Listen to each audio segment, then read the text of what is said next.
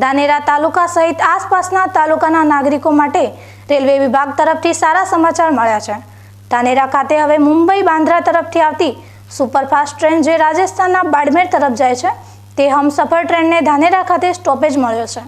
બનાસકાંઠા જિલ્લા ભાજપના ઉપપ્રમુખ અનિલભાઈ રાઠોડ દ્વારા 21 ઓગસ્ટના રોજ રેલવે મંત્રીને પત્ર લખી ધાનેરા રેલવે સ્ટેશન પરથી પસાર થતી 5 જેટલી ટ્રેનોને સ્ટોપેજ માટે રજૂઆત કરી હતી, જેના પગલે આજે સવારે મુંબઈ બાંદ્રા તરફથી આવેલ હમસફર ટ્રેનના સ્વાગત માટે ધાનેરાના આગેવાનો સાથે રેલવે વિભાગ હાજર રહ્યું હતું।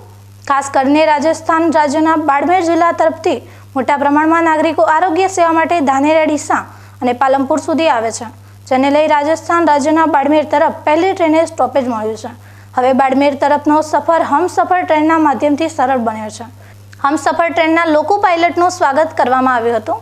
સવારે ધાનેરા રેલવે સ્ટેશન પર ઢોલ નગારા સાથે ટ્રેન આવી પહોંચતા ભવ્ય સ્વાગત કરાયું હતું।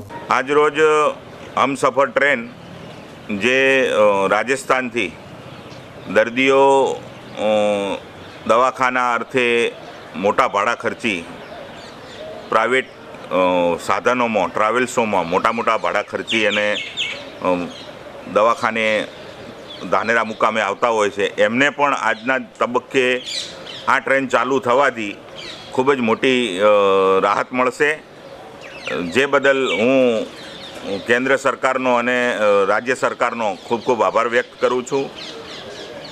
ધાનેરા સેન્ટર અમારું એવું છે કે લગભગ રાજસ્થાનથી મજૂરી અર્થે પણ ઘણા લોકો અહીંયા આવતા હોય છે અને એમને ન પોસાઈ રહે તેમ છતાં એમને પ્રાઇવેટ વ્હીકલોના અંદર જવું પડે છે અને એના બાદ પણ અત્યારે પણ જે બીજી ટ્રેનો નીકળે છે એનું સ્ટોપેજ માટે પણ અમારી રજૂઆત છે।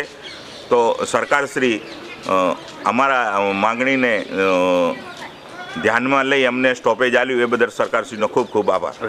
હમસફર ટ્રેન મુંબઈમાં બાંદ્રાથી સાંજે 7:25 ઉપડશે, જે બીજા દિવસે સવારે 7:30 કલાકે ધાનેરા પહોંચશે અને ત્યારબાદ બપોરના 1:30 વાગે બાડમેર પહોંચશે। ત્યારબાદ રાત્રે 9:30 કલાકે બાડમેરથી પ્રસ્થાન થશે, જે રાત્રે 2:30 કલાકે ધાનેરા આવશે અને ત્યારબાદ બીજા દિવસે બપોરના 3:50 આ ટ્રેન મુંબઈ બાંદ્રા સ્ટેશન પહોંચશે। આમાં ટ્રેન મુંબઈના બાંદ્રાથી બાડમેર વચ્ચે 18 કલાક જેટલો સમય લેશે।